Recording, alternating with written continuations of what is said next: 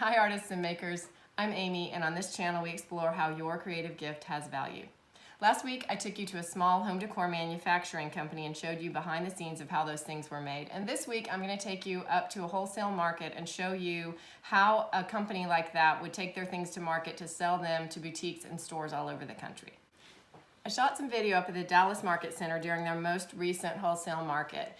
They do total home and gift shows 4 times a year, and they do apparel shows about 6 or 7 times a year, so that people who own stores can come to shows to shop for those kinds of things they want to carry in their stores. Now, this spring market that I just went to, it combines all of those things, so you can shop for all those categories at the same time. So the Dallas Market Center is a huge place. The World Trade Center is a huge 14-story building. Connected to that is the Trade Mart, which is the original smaller building. And then sometimes they overflow into Dallas Market Hall, which is another big building across the street. So this is a big place, and the only way you can get in is if you have the proper credentials and have applied in advance and you are authorized to be a wholesale purchaser. Then you can get in and come there to shop at markets.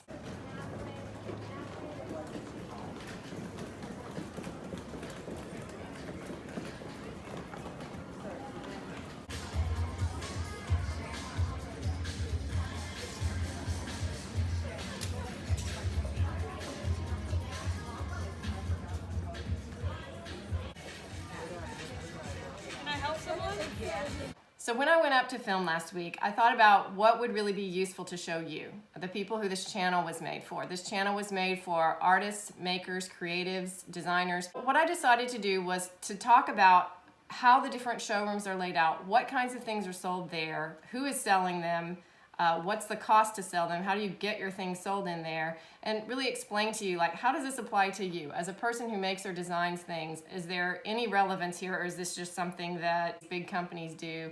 I think there is a relevance to you because some small makers can get their things in there, and also you can aspire by seeing the stories of people who were small makers who now are bigger manufacturers and are selling their things there. So stick with me. The first type of showroom is simply a manufacturer's showroom. This is where a manufacturer rents a space in one of these wholesale buildings, and they have their line of products there. They have their own showroom. You go in there, they're paying the rent on it, they're paying for the person who's in there working there, and that's where you can go to write orders for all their products. The second type of showroom is what I would call a manufacturer's Rep Showroom. That's where someone who represents different lines of products has paid the rent to have a showroom. They give it a name for whatever their type of specialty is, whether it's just gift items, or we had a rep who was specialized in children's stores and children's items, and so she represented lines from all different kinds of child-friendly brands. And that representative then has a lot of different lines of products in the showroom that they sell. They take commission off the things that they sell for you, and they often also charge a small fee per show for your space that you're using in their showroom.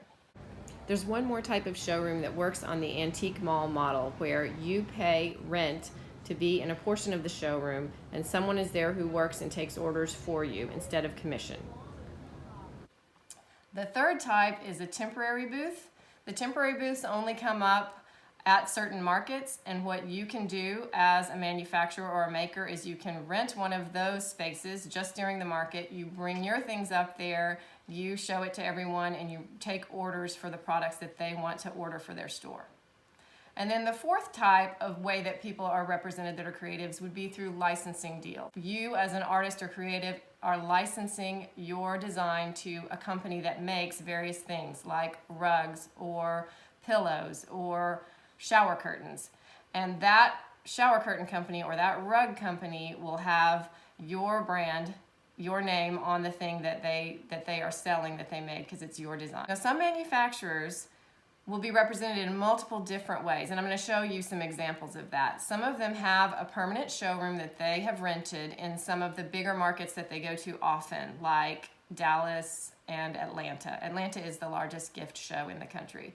And then also they'll be in a manufacturer's reps showroom where a company has road reps who go and sell to different stores all around the country. So they may be also represented in that showroom along with a lot of other lines. But that way their road reps are going to be selling these products when they go call on stores around the country. It's one of the items that they represent. And then sometimes they will also rent a temporary space in some other markets where they'll bring their things just for the big markets twice a year and sell their things there. So some bigger lines might be in a whole lot of different places. That way they're getting sales and getting orders written in multiple different ways. Okay, I'm going to play a little more of my B-roll while I just explain a few more things to you. This is an example of one of those shared showrooms I was talking about in a place called the Living Room. This is a showroom that somebody set up and they rent space inside another showroom and they pay rent instead of commission. This is the Atrium of the Trade Mart. It's the older of the two buildings in the Dallas Market Center. And there are a lot of manufacturers' reps showrooms here like I was talking about. The way those usually work, typically you pay 15% commission on anything that they sell for you, and that's the wholesale price you're charging. And then also often you are charged a fee for each market. That's something they started doing more recently. This is the Grand Atrium of the World Trade Center. I was wrong, it's 15 floors, not 14 floors, and that's a lot of showrooms. A lot of these showrooms are going to be manufacturer showrooms. They cost several hundred to several $1,000s per month to rent depending on the size, the amount of space that the manufacturer is renting. This is also where the temporary exhibits are set up. Temporary spaces typically in a market like this would cost ballpark $3,000 for a 10 by 10 foot space, and you rent them in increments usually of 10 by 10, 10 by 20, 10 by 30. Each market lasts typically 3 to 6 days depending on how big the market is and what time of year it is. You have to ship all your stuff there, set it up, do the market, then break it all down and ship it back. And the final type of deal, the licensing deals, are not made in places like this. They're made in corporate offices, usually with the help of a licensing agent or an intellectual property attorney. So that's something that you can check out and Google it. Okay, I hope those explanations were helpful to you about what goes on behind closed doors in the big mysterious wholesale markets that are open to the trade only. If you have questions, I'd love for you to leave them below and I'll try to answer them as best I can.